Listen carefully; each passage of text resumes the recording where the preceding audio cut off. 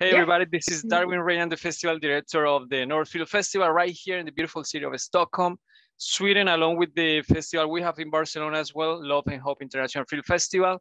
This year we go basically online. Maybe we'll do something live here in Stockholm, we don't know yet. And today we have a great filmmaker, a local filmmaker. We love to have our locals with us. We support them, that's very important. We have a Pollyanna, and she did this Yes. beautiful work, Lamb, right? Tell me, Yes. how are you? I'm good, thank you. Hey, thank you for Okay. being with us, Pollyanna. Thank you Tell for me, having me. tell me the story. Where is the story coming from? Why you decide to do it? Who wrote Um, it? well, so the film was actually written by a good friend of mine. We've been friends for years, and she's really good with writing, and I'm not. So I reached out to her, and I was like, "Do you have any interesting story that I could direct? Like, do you have anything written?" And she sent me this script, and I loved it because it's such a relevant piece and important. And so I got I got an okay from her to direct the script, and so I did. And it's about an older sister who finds out about her younger brother. He's done something, she doesn't really know what, but he's touched a girl inappropriately, and the confrontation kind of takes her on this journey of who to believe, and whether or not he's done this, or if he's done it, how bad is it. Yeah. Cool. You as a director, when you got the script, right? Do you suggest changes to the script, or you really like it what she give it to you at the point, or you guys adjust each other? How is that work in collaboration? I think when it came to this script, I was already like really liking it the way it was. So there wasn't like any changes that I suggested, I think, I need to remember. But the thing with us two is that we're friends like way back, so I think we would have been able to communicate it in a good way. But that's also kind of a difficult thing when you're good friends with someone. You're like, how do you keep that level of friendship, and then doing something professionally together? Like, how do you go about if there's something you don't like? But I think we were kind of on the same page on what we wanted to do, and I think she really believed in like letting me decide what way to go, and I think she's happy with the result. I hope she is. Yeah, it's a beautiful work. Congrats on that. Thank you. Tell me walk us a little bit about the pre-production. How was, do you guys do a storyboard, Charlie's breakdown, scouting locations, rehearsals? How was that process? You remember that you can share with us? Yeah, it was so special because I was alone in like a lot of it. So I did like location scouting, and I did the casting, and I did like a lot of the pre-production myself. And because this was in COVID times, and I was also at a film school, and especially during COVID at this film school, everyone was kind of up in their own things, and everyone wanted to make sure that they got like their project made. And I completely understand that. And I was, set on doing my thing. So I was like, okay, I'm just going to do a lot of things on my own, which you normally wouldn't do everything yourself. But then I had this photographer called Maya. She's great, and we worked together several times. So we have this really great way of communicating to each other. So we did like a shot list, and we had this idea of what we wanted the photographs to be, like her role as a photographer. But then we were like on set, we had like a really good communication with each other, and a lot of things actually changed on set because we hadn't filmed in a car before. So we had to be kind of, open to things changing because it just didn't work out the way we wanted it. And I think actually all of the I guess that we had photography wise turned out better because we changed them, and she's got such a good eye for like what looks good or what feels good. So when she was like, I think this is better, I was just like, okay, let's go for it, and it worked out fine. Nice. Well, so how long was the production time? How many days, and what was challenging for you guys? We only filmed for 2 days, which was challenging because it was like such a short amount of time, and filming in a car was very difficult. Also filming in a car, like how do you do that safely with a pandemic?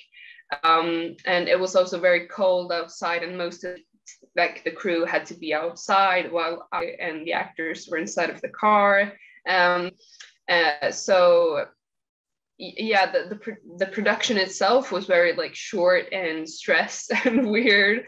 Yeah, I'm sorry, what was your question? I'm just no, that was the question. How many days, correct? And yeah. what was challenging? Yeah, but that's normal in independent filmmaking, you know, because I'm a director as well, right?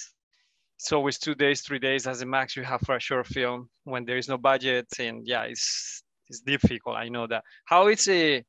Pollyanna, how do you direct the actors? What are your style? Are you very open to let them do whatever? I mean, not whatever they want, but you know, to let them explore, or you are more methodologically like, I want this here.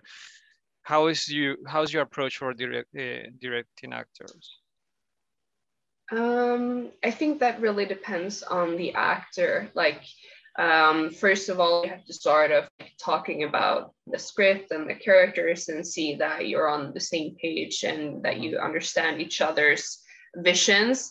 And I'm also an actress. Like, my background in film is actually the acting way. So I think I have that sort of thinking in the back of my head, like what would I do as an actor? What would I approach? How would I approach this script or this character? So when like the lead character, when she had ideas and thoughts, I trusted her instinct. She's also like very good and educated, and you know, so I just trusted her in the process. And she was actually when my friend wrote this script, she was actually thought for as that character. So she was in that process already when the manuscript was written. So she was just perfect for that role. So like in one way, I didn't really have to direct her, and in one way, I'm pretty sure I did, but it was probably more in a low-key way of like just making sure we were on the right path. And I think she was all the time.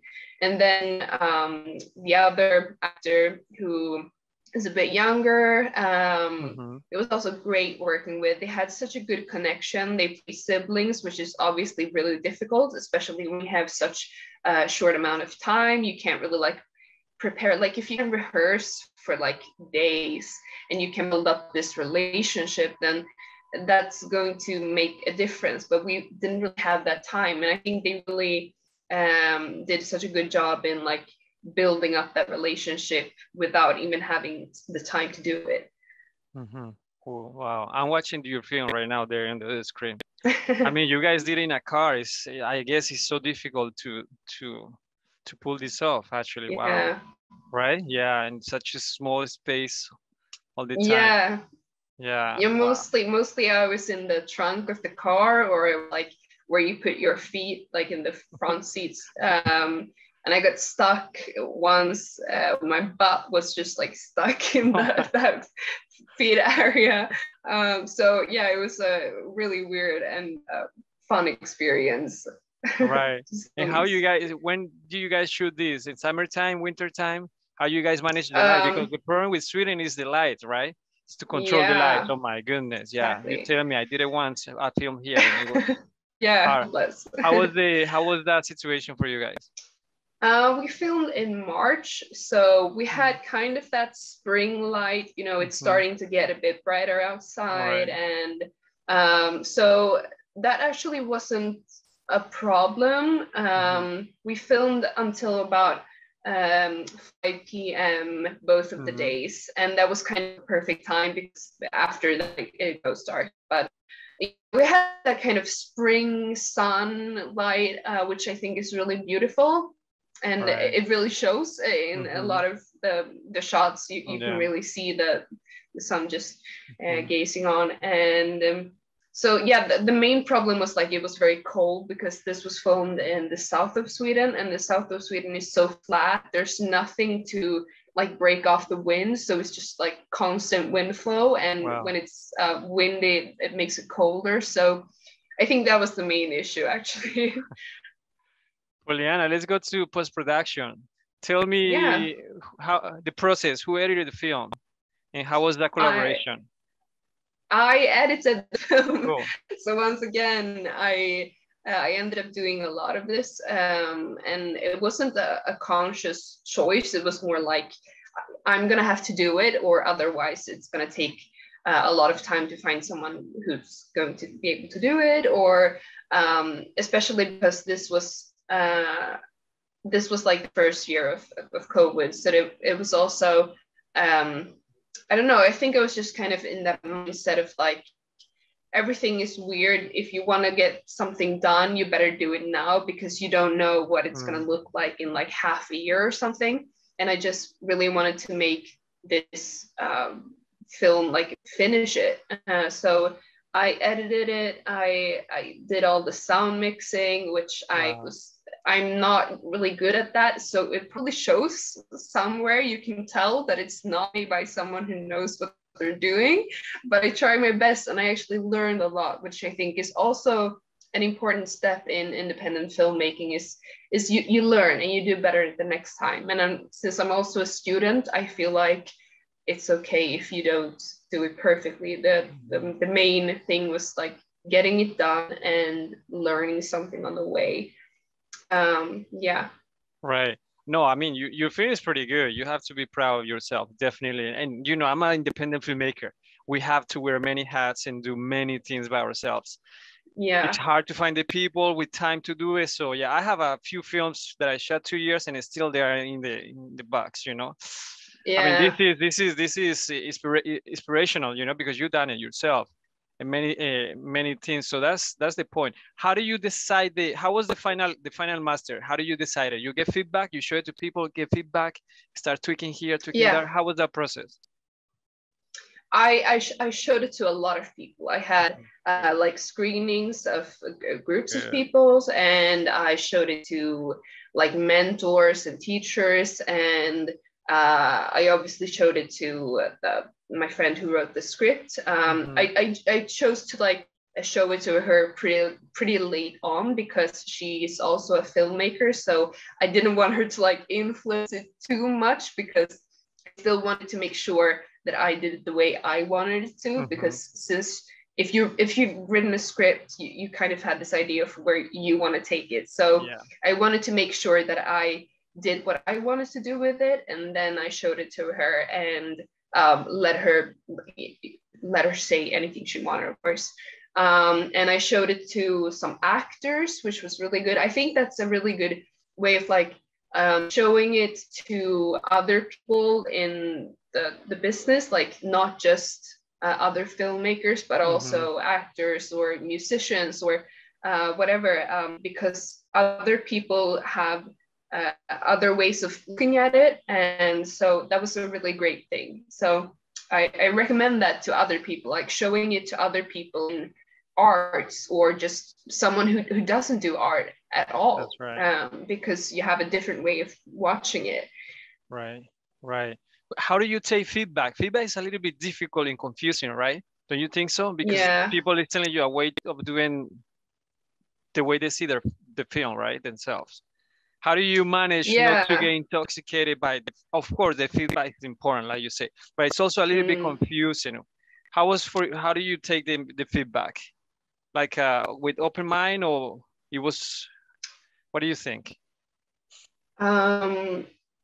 I tried having an open mind in this project, because it's also like a sensitive subject. Obviously it's touching on sexual harassment, and that's very difficult, and you want it to like land well, or like sort of well in most people. But I mean, obviously I still want to like, I want people to feel uncomfortable, but I don't want anyone to feel offended necessarily. So yeah, it was difficult, but there were some pretty big changes. Like the whole ending would have been different, but I got feedback at like cutting it just dead end where it is. And so in the original idea, there would actually be another scene at the ending. So, and that would like change the whole idea of what this sister takes away from this confrontation, and it would like change their relationship, and you would have a completely another idea of what happens afterwards. And I think this was actually a better way of ending it, and that was a part of the feedback I got from another filmmaker. So some of the feedback was really good and important, but then I had some feedback about like the beginning of the film, like you could just cut it all away, you don't need it. And I decided to keep it because I was like, no, I know I could make it that way. That's not how I want to do it this time. I want it like this. So yeah, I think you have to just find a balance of what feels right for this project in your vision. And sometimes you don't know what that is. And sometimes it becomes clear when someone criticizes you, because sometimes when you get criticism or feedback, you're like, you're right. But sometimes you just feel like, no, I don't agree. And then it becomes pretty clear for you what you actually want with the project. So yeah, if that makes sense. Yes, absolutely. I love your opinion on that. Definitely. We always have to keep our style somehow, you know, with all the feedback we get. Exactly. Tell me, Pollyanna, a few more questions. What do you think is the most difficult part in filmmaking? We have 3 phases, right? Pre-production, production, and post-production. Everything is related to each other, and we need them all perfectly.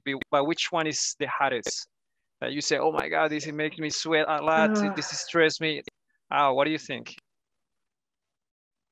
I think difficult, because it's all of those parts are in some way just really building up a lot of anxiety inside you, but at the same time they're all just so thrilling in all of their ways. It's I mean, I think pre-production is pretty scary because there's like a lot of on stake, and you want so much, but you don't know how it's going to end up. You don't know like what opportunities you're actually going to be able to get or not. So I think pre-production is, for me, pretty scary because there's also all of this, like these decisions to make, and what direction you want to take it in, and you have this team that you're supposed to take in that direction. And sometimes as a director or like a creative part of the process, I feel like it could go so many ways and it would be just as good. And that's like the difficult part as a director. Like I could do it this way and that would be pretty good. I could do it this way and that would be pretty good. Right. So you just kind of have to choose, okay, is this like a low-key movie? Is this slow? And do you do it in this way? Or is it like high pace? Like you always have these choices, and sometimes it's not really like clear which one is better, because it would all kind of work in some way. So I think that's difficult for me, but I mean, obviously it's pretty stressful on set sometimes, because sometimes on set it's really difficult to see and understand where you're at, because you also don't have control of everything. You just have to trust that everyone is doing their part, and you don't know what the sound sounds like. You just have to trust your sound person, and you don't know what all the you don't know what the DOP is doing exactly. You just kind of have to trust them. And that's obviously like a nervous thing, but it's also the greatest part to be like a part of. It's a process. It's a team. It's team building. It's teamwork, and it's you just have to trust everyone's process. And usually, look at things afterwards. You're also kind of, since you don't know exactly what everything turned out to be. More often than not, I get happily surprised. I'm like, oh, this is better than I anticipated, because I was in this stress of just getting it done, and now I can actually like watch it. And yeah, sorry, there's an ambulance outside. No worries. Pollyanna, tell us, if I want to become your friend, how can I find you? Where I can find you? Instagram? Do you have a website for other filmmakers from the North Film Festival who wants to connect with you? How can we do it? Okay, so I have an Instagram, which is my name, Pollyanna, but it's with an with an I, so it's Pollyanna. So you can obviously find me on Instagram. You can definitely, if you find me on Facebook, feel free to add me. I'm in the beginning of like trying to figure out who I am as a filmmaker, and I'd love to reach out to other filmmakers. And I do have a website. I can send you a link to it. It's not really up to date, but I'm going to fix it. Sure. So yeah, I'm sure it'll be soon. Super, Pollyanna. Congratulations, beautiful work. You should be proud, definitely. It's absolutely great work. The story is beautiful too. And good luck. Good luck in your. There are many great films, Swedish films, really beautiful films. Yeah. So I see you online, I guess, during the 24th, 25th, 26th. Yeah. It's gonna be a bunch of movies to watch and connect with other filmmakers. I'm looking forward to it. Yeah. Thank you for your time, huh? Thank you. All right, Pollyanna. Take care. Take care. Bye-bye. Thanks.